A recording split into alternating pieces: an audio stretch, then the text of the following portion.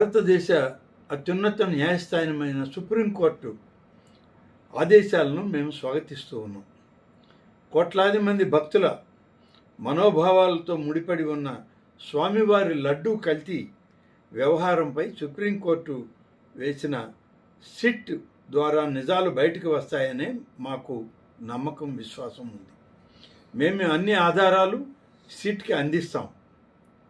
అలాగే ఈరోజు సుప్రీంకోర్టులో సిబిఐ నుంచి ఇద్దరు, అలాగే రాష్ట్ర ప్రభుత్వం నుంచి ఇద్దరు, FSSIA నుంచి ఇద్దరు ఇలా సభ్యుల్ని వేయమని చెప్పి సుప్రీంకోర్టు ఇవాళ ఆదేశాలు ఇచ్చింది.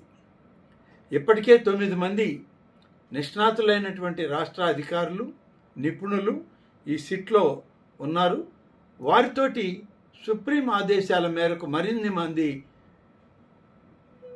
నిపుణులైనటువంటి అధికారులు ఇందులోకి రావడం అనేటువంటిది చాలా విస్తృత ప్రయోజనాలకి ఇది దారితీస్తుంది.